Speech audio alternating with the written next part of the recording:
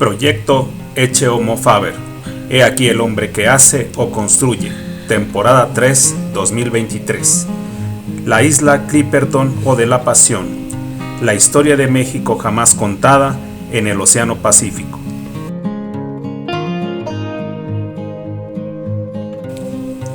Es impensable hablar de la isla de la Pasión, o también llamada Clipperton, en el Océano Pacífico,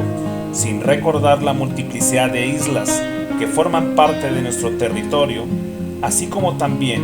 de aquellas islas y enormes porciones de tierra firme que hemos ido perdiendo fatalmente a lo largo de nuestra historia. México, a partir de su independencia en los inicios del siglo XIX, dio inicio a un paulatino desmembramiento de su territorio, que se ve perfectamente reflejado y tristemente consagrado en nuestra evolución constitucional, que comienza en el siglo XIX y se extiende hacia el siglo XX. Solo malos recuerdos nos quedan de aquellas inconmensurables extensiones territoriales que pertenecieron a nuestro país, que en su parte sur se extendían por Centroamérica, conocida como la Capitanía de Guatemala o Provincias de Guatemala, que de forma más precisa, al correr el año de 1822, abarcaba hasta la hoy República de Panamá. Mirar hacia el norte de México es mirar hacia una herida que permanece abierta, que ineludiblemente nos lleva a recordar y seguir la ruta del famoso Camino Real de Tierra Adentro, hoy patrimonio de la humanidad, que demuestra vivamente la otrora inmensidad de nuestros territorios, camino que partía de la Ciudad de México y se articulaba a través de puntos referenciales de gran importancia, como las ciudades de Tepozotlán, Querétaro, Guanajuato, Aguascalientes, San Luis Potosí, Zacatecas, Durango, Parras, Chihuahua, Ciudad Juárez, El Paso, Albuquerque y finalmente Santa Fe, hoy en los Estados Unidos de Norteamérica. ¿Qué decir de la ruta de las Misiones en California o ruta y costa del Pacífico, mediante la cual la corona española, a través de las misiones, logró penetrar más allá de la Alta California, superando el paralelo de los 40 grados, incluso sobrepasando el Cabo Mendocino, del cual, por cierto, tomaron posesión las expediciones españolas? Basta observar la hispanidad de sus nombres. Sin embargo, hoy sabemos con certeza que su capacidad de incursión como desafiantes colonizadores los llevó a superar el paralelo de los 50 grados norte, es decir, la poderosísima capacidad de penetración y colonización española se extendió hasta los territorios de Canadá y Alaska. Por lo que hace a los litorales del Golfo de México, es bien sabido que históricamente quedaron sujetos a un riguroso control dada su altísima importancia para el Imperio Español, delimitados por 3 puntos geopolíticos que se convirtieron en escenario de múltiples disputas en el tablero del poder de la época, los cuales enmarcaba la península de Florida, la península de Yucatán y la isla de Cuba, de gran tamaño y riqueza, considerada la puerta de entrada y salida hacia la Nueva España, que siglos más tarde despertaría incluso en el propio Antonio López de Santa Anna planes para favorecer su independencia y finalmente emprender su anexión a México. El Océano Pacífico representa una realidad total y absolutamente diferencial, un inmenso océano con su ruta transpacífico y su comercio con Asia vía Filipinas, los cuales acompañarían a España a lo largo de su imperio, que desde 1525 inicia el reconocimiento del Pacífico, adentrándose hasta puntos insospechados que llevaron a la corona española a colonizar y establecerse en Filipinas y las Islas Guam, principalmente, descubriendo y haciendo reconocimiento de muchas islas como Hawái, en su intento por establecer la mejor y más segura de las rutas marítimas para el galeón de Manila y su travesía intercontinental. La isla de Médanos, Clipperton o de la Pasión, según se le ha ido nombrando históricamente, se encuentra enclavada a unos 1200 kilómetros del puerto de Acapulco en línea recta y a poco más de 900 kilómetros de la isla Socorro, que se sitúa en el archipiélago de Revillagigedo, con una extensión de 6 kilómetros de largo por 2 kilómetros de ancho aproximadamente, se encuentra rodeada en su circunferencia por sólidas y gruesas barreras coralinas, en tanto que, en su parte interna, existe una laguna central que ocupa el lugar que dejó el cráter volcánico que le diera su origen como un atolón, del que se conserva una pequeña porción del cráter que sobresale en la línea horizontal del atolón o isla de Clipperton. Clipperton, por su ubicación geográfica, se ha destacado por su posición estratégica en las rutas hacia el continente asiático, incluso para la fauna, convirtiéndola en sitio de descanso y de anidación para las innumerables aves migratorias y lugar de recepción del guano, que es el excremento de aves y fauna en general que es depositado en la isla, sobre todo en enormes cantidades, que antes de la aparición de los fertilizantes químicos representó jugosas ganancias económicas por su alto valor para la agricultura, riqueza natural que muy pronto despertaría la codicia de potencias como Francia, Inglaterra y los Estados Unidos para instalar compañías que se diesen a la tarea de explotar las grandes concentraciones de guano y finalmente ser transportado para su comercio. Tal es el caso de la Ocean Phosphate Company de San Francisco y la Pacific Island Company Ltd., que funcionó con las respectivas concesiones del Estado mexicano. Ante tan importante posibilidad de explotar la riqueza del guano en la isla de Clipperton, las noticias se le hicieron llegar al emperador Napoleón III de Francia para llevar a cabo su ocupación,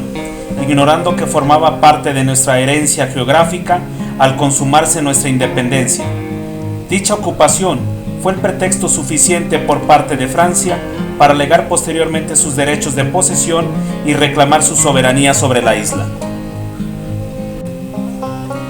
El 22 de noviembre de 1858, el teniente de navío Victor Lecoq es enviado a la isla de Clipperton a bordo de un buque mercante para levantar el acta administrativa con lo cual el imperio de Napoleón III toma posesión de la misma. Posteriormente se traslada a la isla de Hawái para hacerlo del conocimiento del cónsul francés en la isla y posteriormente comunicarlo al ministro de Relaciones Exteriores del Reino de Hawái, e hizo publicar la noticia en el periódico The Polynesian de Honolulu. Sin embargo, ¿cuál fue el interés por parte de Francia y particularmente del emperador Napoleón III para poner la mirada en México a miles de kilómetros de distancia de tierras francesas? En tal tesitura, ¿existió algún otro interés u objetivo por parte de Francia? A lo largo de la historia ha quedado demostrado que tanto los imperios como las potencias se mueven en base a intereses y no a simples peticiones de protectorados. Lo cierto es que la historia de México, por esos años, se movió entre las leyes de reforma, la Constitución de 1857, el Plan de Tacubaya, la firma de los famosos tratados de McLean Ocampo en el puerto de Veracruz, lo que entonces se conoce conjuntamente como la Guerra de Reforma, y que dicho sea de paso, tuvo que soportar una intervención trilateral de España, Inglaterra y Francia hacia México. Como resultado, se firman los Tratados de la Soledad de 1862 y Manuel Doblado entra en negociaciones diplomáticas con el español Juan Prim, el inglés Lord John Russell y Dubois de Savigny, diplomáticos a manera de concluir la guerra de intervención tripartita. Sin embargo, el diplomático francés no accede y por lo tanto inicia la intervención francesa ahora con toda su fuerza. La segunda intervención había dado inicio. El imperio de Napoleón III ha eclipsado geopolíticamente al resto de sus oponentes. Su dominio se ha extendido por todo el mundo y una cuenta pendiente se encuentra en las Luisianas, en los Estados Unidos. Los Tratados de la Soledad de 1862 son desconocidos. Los ejércitos franceses siguen penetrando en México. En 1859, Francia había dado inicio a la construcción de una de las mayores edificaciones y obras en la historia de la humanidad, la construcción del Canal de Suez. ¿Acaso había puesto la mirada imperial en el istmo de Tehuantepec, que años más tarde iniciaría en Panamá? No lo sabremos. Lo cierto es que entre el Canal de Panamá y la isla de Clipperton se encuentra la ruta hacia la Polinesia francesa. El proyecto expansionista de Francia y el proyecto imperialista de Napoleón III fue puesto en las manos de Maximiliano de Habsburgo y su esposa Carlota, pero fatalmente morirá fusilado en 1867 junto a Tomás Mejía y Miguel Miramón. Al fusilamiento del emperador Maximiliano, Juárez entra triunfal el 15 de julio de 1867 en la Ciudad de México, con lo que formalmente se proclama el triunfo de la República y del periodo juarista. En 1871 inicia la Revolución de la Noria por parte de Porfirio Díaz en contra de Benito Juárez. Para el año de 1872, Juárez concluirá su último mandato. Muere el 18 de julio en el Palacio Nacional. En 1873, tras la muerte de Napoleón III, se abandona la ocupación de la isla de Clipperton, y para el año de 1876, la Sociedad Geográfica de París organizó un comité de cooperación internacional para iniciar estudios en América Central. Paralelamente, para el año de 1876, en México, Porfirio Díaz, bajo el plan de Tuxtepec, ha ocupado la presidencia de la República, una presidencia de la República que se extenderá por espacio de décadas y que posteriormente vislumbraría la importancia de ocupar nuevamente la isla de Clipperton, ya nombrada de la Pasión. El presidente Porfirio Díaz, sabedor de la importancia de la soberanía y del cuidado de los litorales, ordena la ocupación de la isla de Clipperton por cerca de medio centenar de habitantes, al mando del capitán Ramón Arnaud. Debemos recordar que a principios del siglo XVI, el conquistador Hernán Cortés vislumbró la posibilidad de conectar el Atlántico con el Pacífico, vía el istmo de Tehuantepec. Posteriormente, durante el siglo XVIII, Alexander von Humboldt realizó estudios en América Central y en México, resaltando la preponderancia de nuestro istmo como el punto idóneo para comunicar los océanos, debido a su menor altitud sobre el nivel de mar, incluso por debajo de Panamá y Nicaragua. Los intentos franceses por mantener una presencia clave en América nunca cesaron, y coincidentemente con la llegada de Porfirio Díaz al poder, entran en negociaciones con Colombia, cuando todavía Panamá formaba parte de su territorio,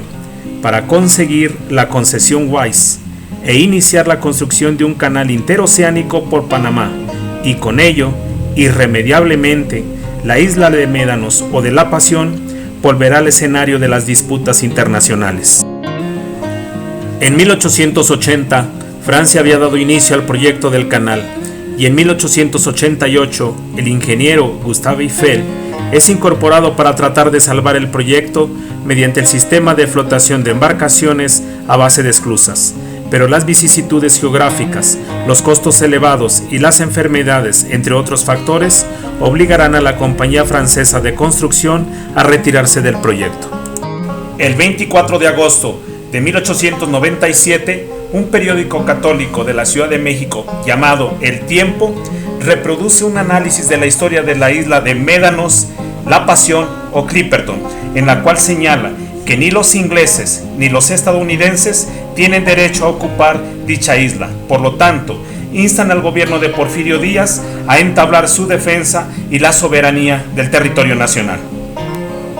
En el año de 1903, se separa definitivamente a Panamá del territorio colombiano,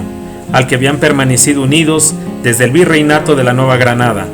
Coincidentemente, los Estados Unidos se ven inmersos en dicho conflicto, y en el año de 1904 logran hacerse del proyecto francés hasta su conclusión final en 1913. El historiador Miguel González Avelar apunta que existía un antiguo interés de los franceses por abrir una ruta en el istmo centroamericano, refiriendo que a principios del siglo XX, un escritor de nacionalidad francesa lo describiría así: es un pequeño islote que va a desempeñar un importante papel cuando quede concluido el Canal de Panamá, razón por la cual las potencias se lo disputan hoy en día. Desde ahora es nuestra pequeña colonia de Clipperton, perdida en el Pacífico. Todo el valor de Clipperton está en su situación estratégica, porque este islote es por lo demás simplemente pobre. No debemos olvidar que en agosto de 1897, el Diario Oficial del Gobierno mexicano reproduce una nota fechada en San Francisco, California, que confirma los rumores de complicaciones diplomáticas con la Gran Bretaña sobre la propiedad de la isla. La nota dice que esta isla ha pertenecido al gobierno de los Estados Unidos y siempre se ha considerado parte del territorio americano. Por tal motivo, la Secretaría de Relaciones Exteriores acuerda, de forma inmediata, se piden informes a la Secretaría de Guerra y se ordena una visita a la isla por un barco armado a fin de averiguar lo que haya de cierto en las noticias que se han divulgado.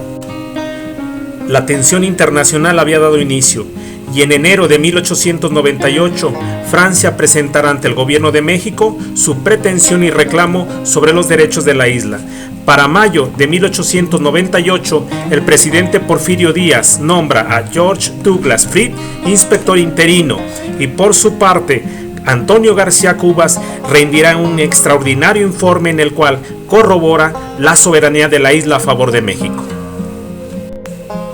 El 20 de abril de 1900, el gobierno de México publica un catálogo completo sobre las islas que pertenecen a territorio mexicano, entre las que se contempla la isla de la Pasión o Clipperton, y de forma casi inmediata, el gobierno de Francia realiza un extrañamiento sobre la soberanía de la isla. Sin embargo, años más tarde, el presidente Porfirio Díaz dará inicio a su plan de control soberano respecto de la isla, mediante concesiones a empresas extranjeras para la explotación del guano y el posterior poblamiento, así como la administración y gobierno de la misma, a cargo del coronel Abelardo Dávalos y finalmente del teniente Ramón Arnaud,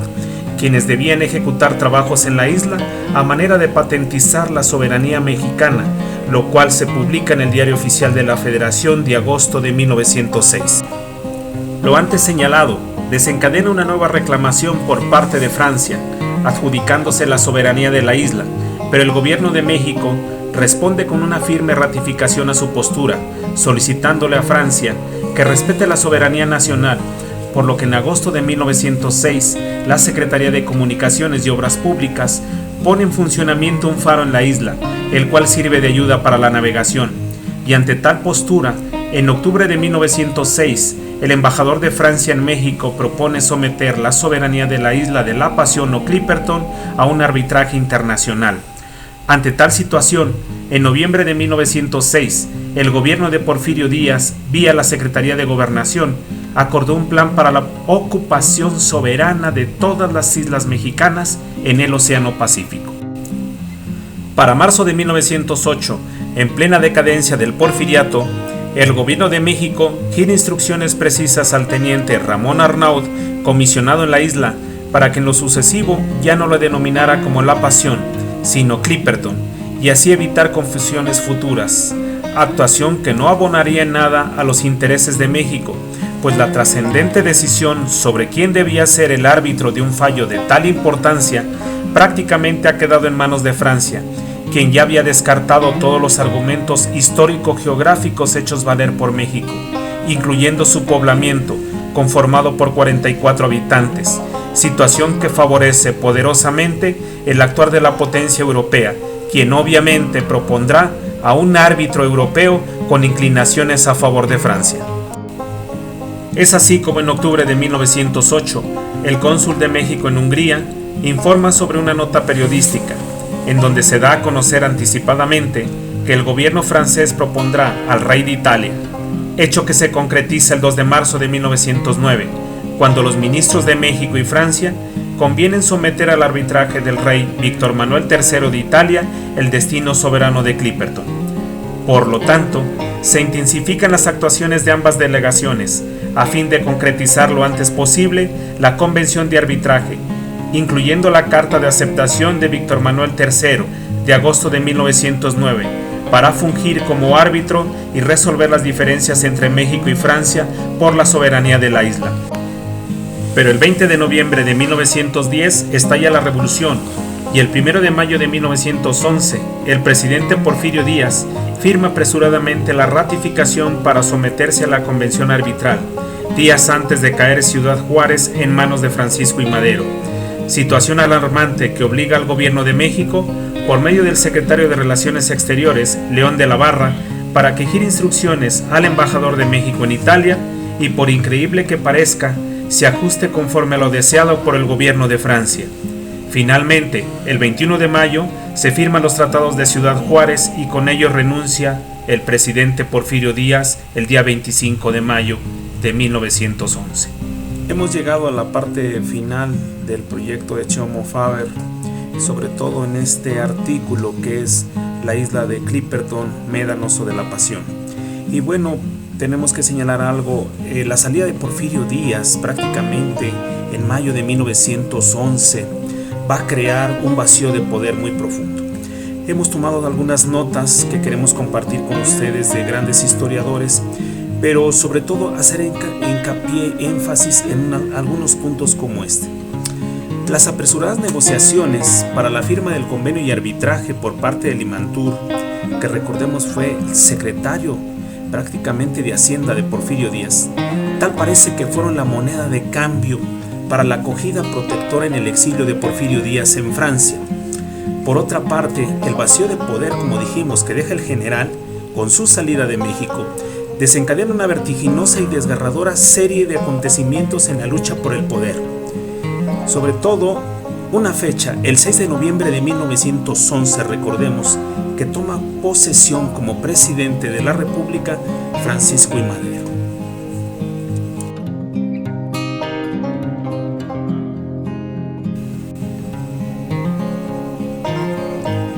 Bajo el nuevo periodo presidencial,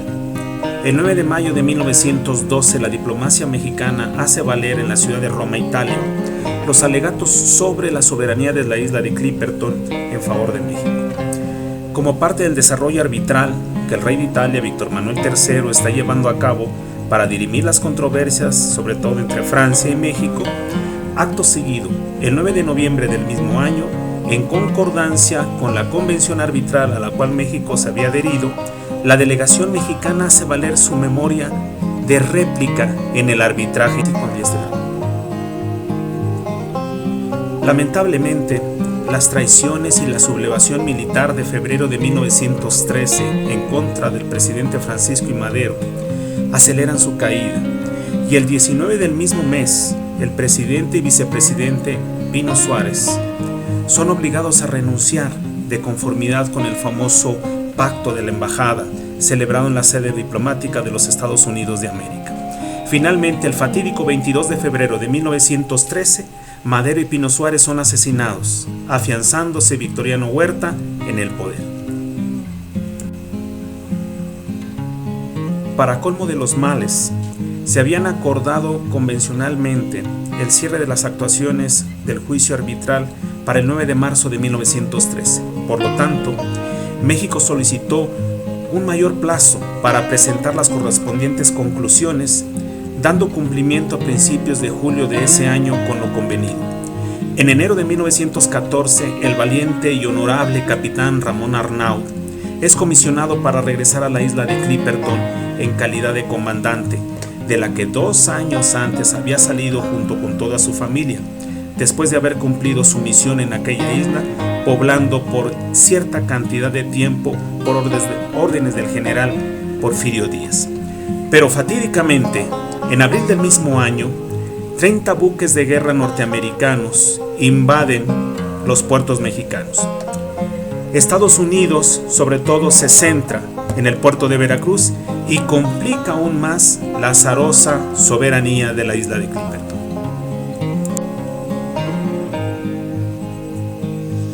Bueno, es así como el litigio de la isla queda atrapado de problemas de naturaleza internacional, catástrofes naturales, litigios, naufragios, cualquier cantidad de situaciones. Así se explica que en 1914 el buque USS Cleveland, a cargo del capitán Williams, llegue a la isla para recoger a unos náufragos de un barco norteamericano de nombre Nokomis, ofreciéndose a llevar a la población mexicana, que hasta ese momento todavía se encontraban en la isla, a playas del estado de Guerrero, particularmente Acapulco. Pero atendiendo a su honor de marino y en defensa de la soberanía mexicana, Arnaud y la población en general se niegan a aceptar tal ofrecimiento. Para mayo de 1915, ante el estado de total abandono en que habían caído los pobladores mexicanos en la isla de Clipperton, todo esto también derivado ya de toda esta etapa ya propiamente de la Revolución Mexicana, el capitán Arnaud y el teniente Ángel Cardona mueren dramáticamente frente a su familia, en su intento desesperado por ser rescatados de Clipperton, al haber avistado una embarcación a la lejanía, habiendo quedado en la isla para ese momento prácticamente 19 adultos y lo más grave, 9 niños. Ese 27 de diciembre de 1916 se aprueba en el Congreso Constituyente que se está celebrando en la ciudad de Querétaro, el cual daría vida a la Constitución de 1917,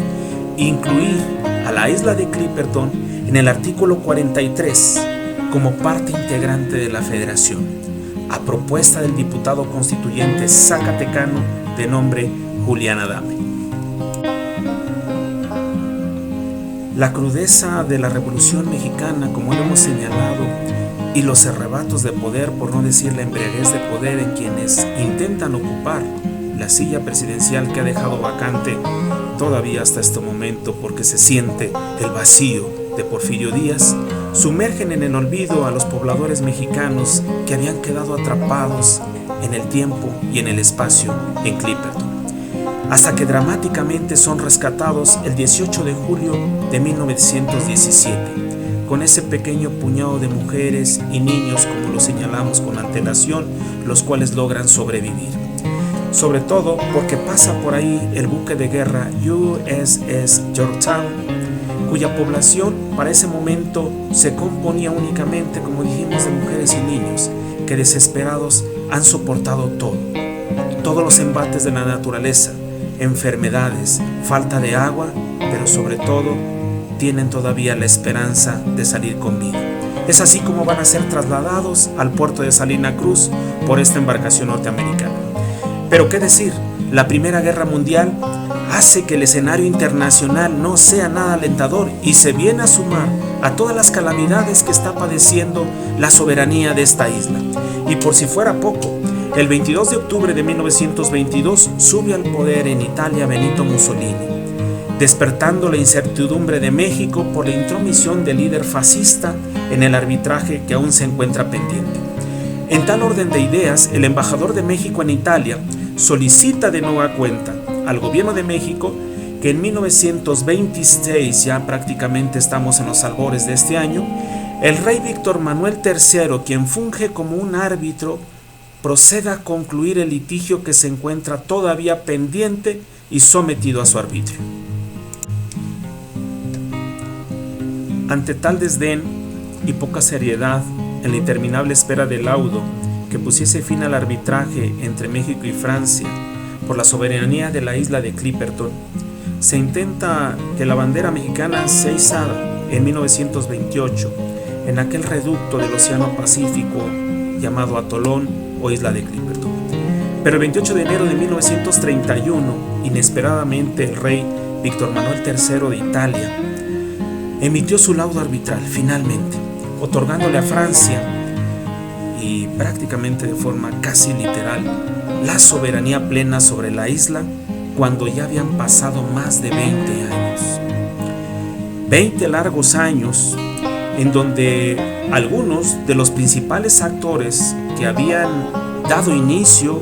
a este arbitraje entre estas dos naciones, pues prácticamente habían muerto, lamentablemente ya habían muerto. Por otra parte, debemos recordar que haciendo a un lado la imparcialidad, la equidad, sin haber justipreciado de forma adecuada las constancias y documentos vertidos en ese gran expediente que según se tiene conocimiento tenía un gran bagaje histórico, geográfico, que México ostentaba históricamente desde prácticamente la época de la colonia como soberano de aquella isla, y que al momento de la independencia de nuestro país se entendería que en automático pasaba a ser parte de nuestro país, de México. Un árbitro que jugó un papel de juez y parte, a quien nada le importaron los actos de soberanía en materia de explotación de los recursos naturales que históricamente México había realizado a lo largo de la historia de esa isla. Por lo tanto, un fallo, un laudo que prácticamente ha sido muy criticado a lo largo de la historia, incluso internacionalmente hablando. En palabras del historiador, del gran historiador Miguel González Avelar, un Víctor Manuel III totalmente desnaturalizado de su papel de juzgador respecto de un laudo que deja la impresión que estaba decidiendo a quién convenía más darle la isla, la cual sucumbió ante la manifiesta intromisión de Mussolini en la solución del asunto, quien velaba también por sus intereses en el dominio de la geopolítica internacional. Así es que el entorno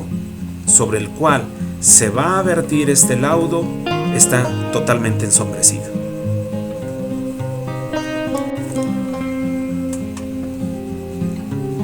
Finalmente, acercándonos ya a la última etapa o al último trecho de todo estos sinsabores que el Estado mexicano tuvo que enfrentar en contra, pues, de esta potencia, de la potencia de Francia, las intervenciones, las presiones ejercidas por las diferentes potencias, repito, no solo por Francia, sino incluso por otras potencias, nunca cesaron. Los proyectos colonizadores siempre estuvieron vigentes, y este pequeño atolón, isla, que además juega una posición súper estratégica en el Pacífico y sobre todo en la ruta hacia la Polinesia Francesa, en la ruta naval hacia la Polinesia Francesa, pues bueno, el siglo XIX y el siglo XX lo llevan a ser literalmente una manzana de la discordia muy disputada. Después del laudo arbitral, solo hubo intentos fallidos por tratar de enderezarlo, por tratar de rescatar, pues, un laudo que se presumía no iba a ser nada alentador para nuestro país. Perdido entre comisiones revisoras que iniciarían durante la gestión del presidente Pascual Ortiz Rubio, pero que nunca condujeron a nada, así como un magro intento por comprar lo que era nuestro. ¡Qué ironía! Dejamos ir entre los dedos de las manos una isla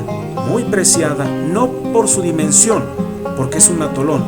sino por la posición geográfica que juega. Y ahora resulta que queríamos comprar lo que era nuestro. Que en la cultura popular mexicana bien podemos decir que empezamos a dar patadas de ahogado. Cuando la culpa no es de nadie, la culpa es de todos. Cuando se transforma en arrepentimiento eterno y finalmente en una resignación que se guarda en el archivo soberano del olvido por convenir a muchos intereses y dar por concluido un daño sin que nadie levante la voz sobre un suceso que fatalmente trascendería a las futuras generaciones de nuestro país.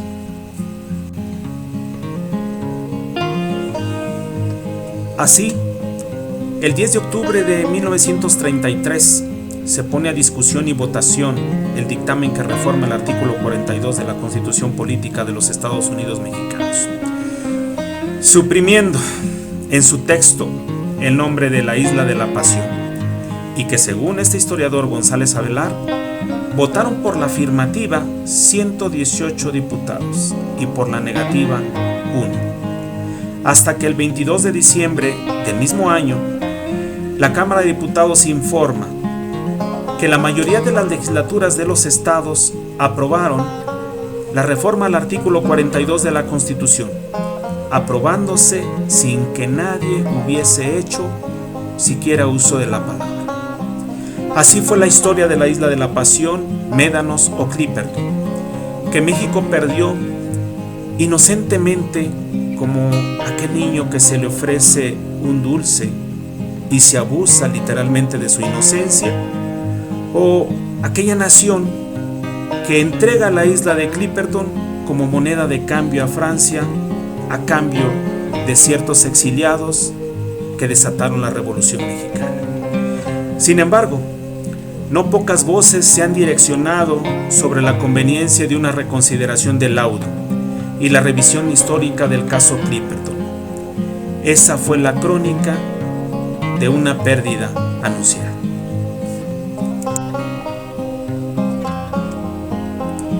Es así como hemos llegado al final de este video a manera de cortometraje, con un tema fantástico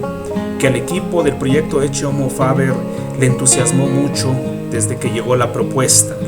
del público. Por lo tanto, este video se debe al público. La isla de Clipperton o de la Pasión,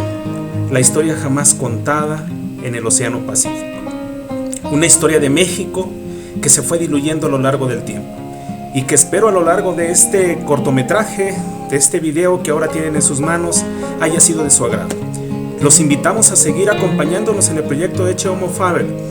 He aquí el hombre que hace o construye, ahora en su tercera temporada 2023. Les invitamos a suscribirse, a darle like y gracias, y a seguir acompañándonos. Vamos adelante, vienen más propuestas, vienen más videos y sobre todo el equipo que conforma el proyecto Ecce Homo Faber les manda un cordial abrazo. Gracias.